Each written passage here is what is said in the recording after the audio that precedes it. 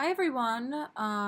Happy Monday, November 19th. I am working right now on a bunch of different things, and I hope that you guys are wrapping up your projects and your tests and things like that you have going on today before you head home or wherever you're going for Thanksgiving. Um, I wanted to just spend a few moments just kind of going over everything in the class since I had to cancel class unexpectedly last Tuesday due to my flight getting canceled and delayed. Um, and then us also not having class on Thursday because of the conference that I was at. So thank you for all of your patience. I really appreciate it. Um, this is what we're up to. So um, ignore the syllabus right now because the dates got totally screwed up because of essentially the need to cancel class on last week Tuesday. So what we're going to be working on is your Module 4. So everyone should have turned in Module 3. If you did not turn in Module 3 yet, please let me know. I will begin grading that ASAP.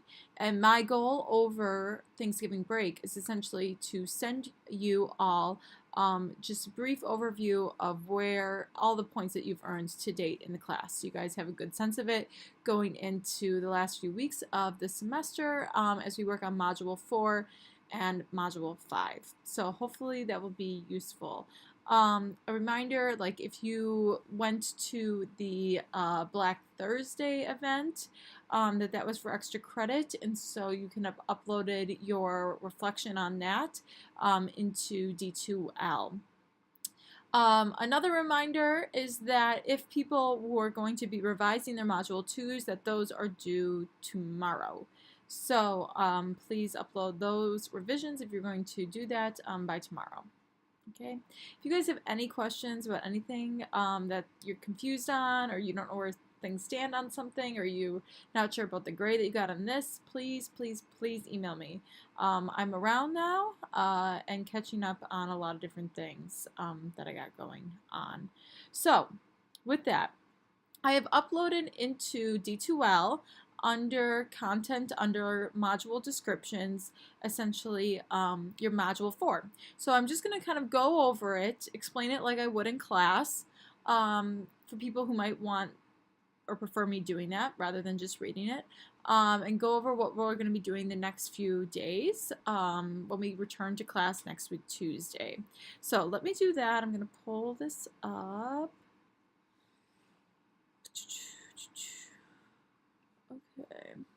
Okay, so, and I've been kind of hitting around on this a little bit throughout the semester, but just to make sure that it's clear. So Module 4, like I've been saying, is telling your cultural rhetoric story, right? And that's described a little bit in the syllabus. So in Module 3, you guys gathered a bunch of data, right, from your insiders, from your outsiders, from the news, to kind of understand how your community and the challenges that it faces are being represented. So now what we're going to do is we're going to make a shift and figure out how is it that we can present that information succinctly and concretely to other outside audiences. Okay, so this is going to be due Sunday, December 2nd. I know that it seems like it doesn't have a lot of time, but I wanted to introduce this to you today so that you can start thinking about this. And ultimately, you have all the data. You don't need to do new research. All you need to do is take what you already had in Module 3 and write this into what will be an op-ed. So let me explain that a little bit. Okay, also this is worth 20 points. So in Module 3, you investigated your community and the challenges that your community faces, right? So you did that and you created a memo report. In Module 4, we will continue this work reporting on your community. Specifically, you will write an op-ed essay that draws upon the data you found to write a compelling story about the challenges experienced in this community.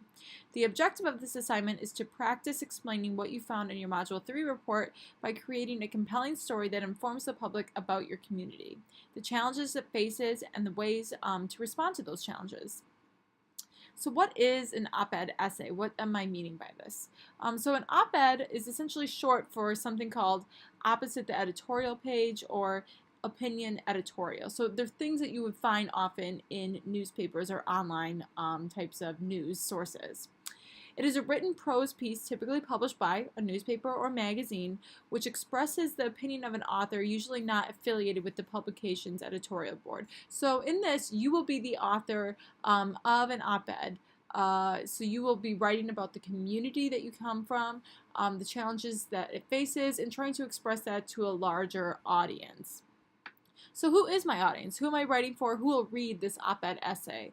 So I want you to imagine, essentially, that this essay is published in a student newspaper, something like the Advanced Titan. So college students, professors, university staff, those are the people that you're writing for.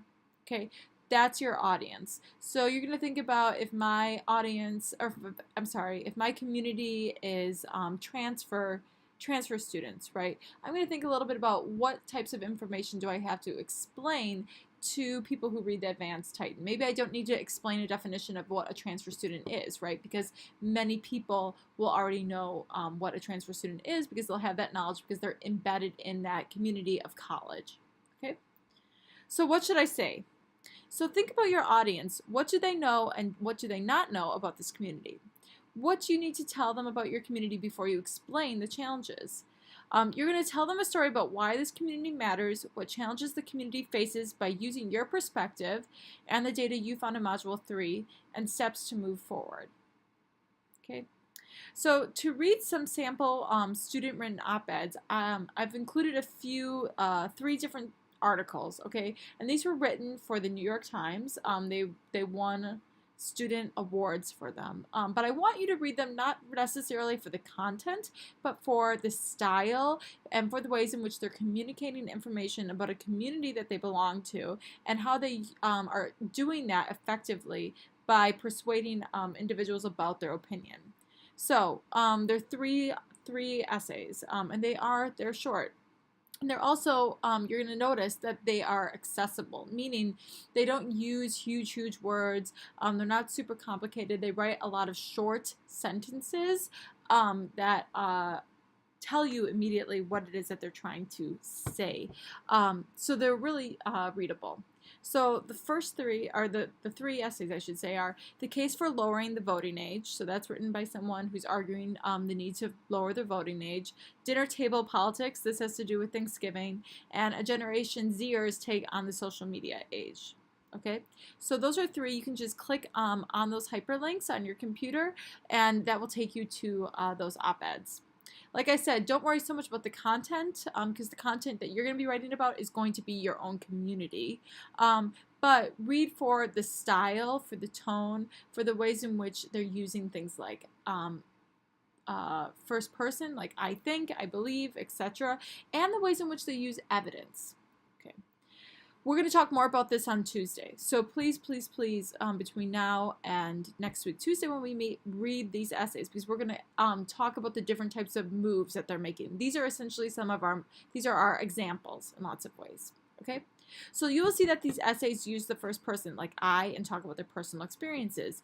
You will do the same thing using I and write an op-ed essay that reflects the community that you belong to, the challenges you and other insiders face, and what those who don't belong to the community, the outsiders, need to understand, right? So you already have a lot of that data. And what you're going to do is effectively try and pick and choose what are some few things that you need, that you really believe are those challenges, right? So you talked a little bit about that at the end of your Module 3, and now you're going to be developing that into a larger op-ed essay for this.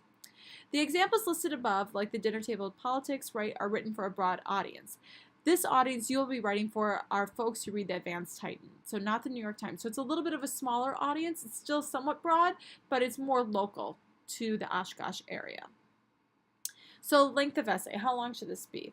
So your essay should not exceed 1,000 words. In general, most op-eds are around 750 to 1,000 words, right? Because they need to be brief because they're going to be published. So there's only so much amount of space that a newspaper has.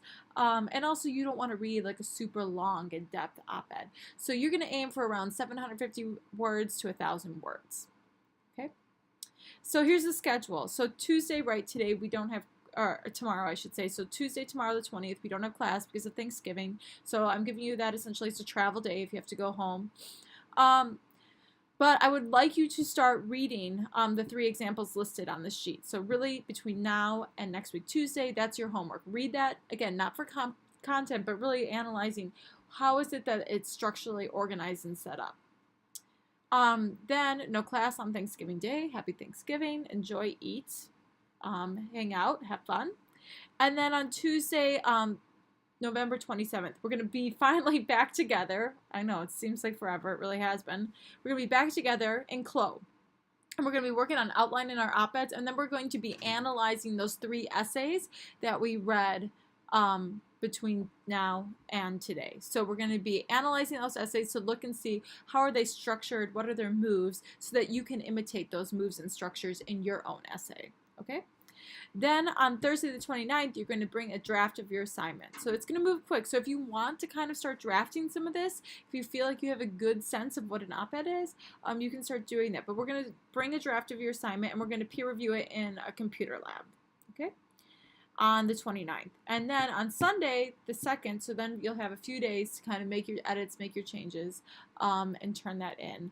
On Sunday the 4th, on Sunday the 2nd, I'm sorry, because I was going to say on Tuesday the 4th, we are going to start then your Module 5, which will be the last assignment.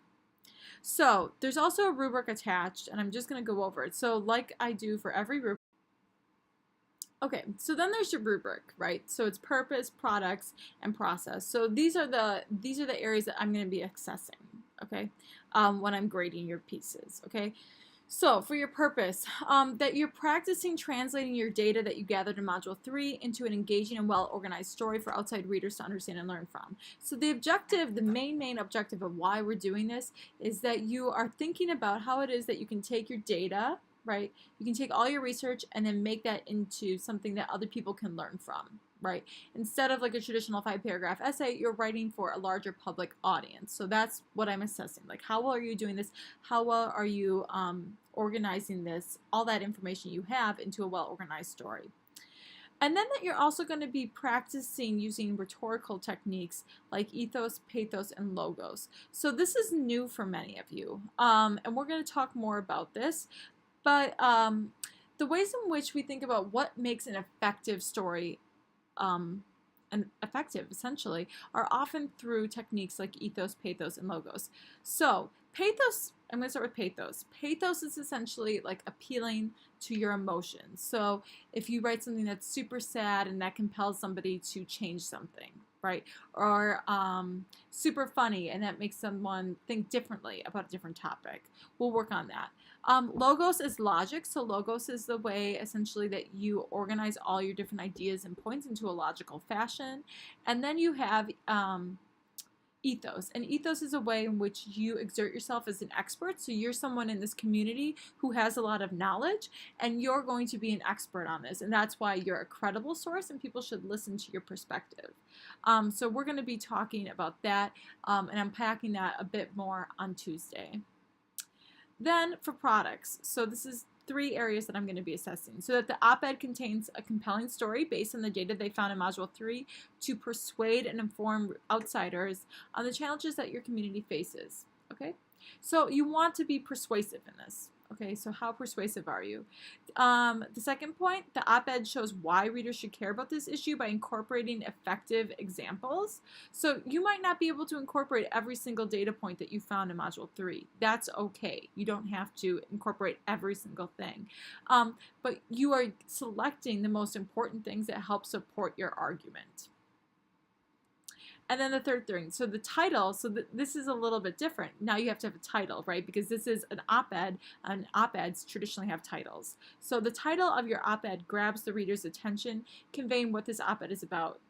This is important because if you're ever scrolling through news articles or newspapers, you want to have a title that grabs people's attention, right? Because if it's not a grabby title, people will just pass through it. They won't stop and really read it. So that's something to think about. Okay, process. So then you're spending time selectively incorporating evidence that you found in your data from Module 3 into your op-ed.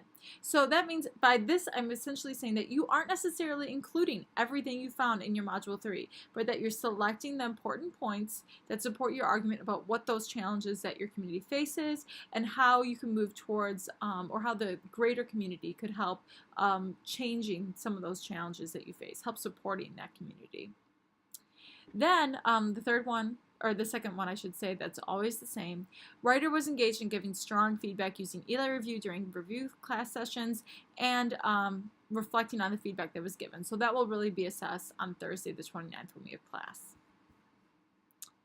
So that's essentially everything that we're going over. That will really be helping lead us into Module 5, where we're going to be thinking a little bit about how it is that we can visually represent this. So right now we're writing a story with traditional text and words, and then Module 5 we're going to be changing that into a visual. So it'll be fun, cool, neat. If you guys really have any questions, email me. I'm no longer traveling, so that's good. And I hope you have a great Thanksgiving. So spend time with your family, eat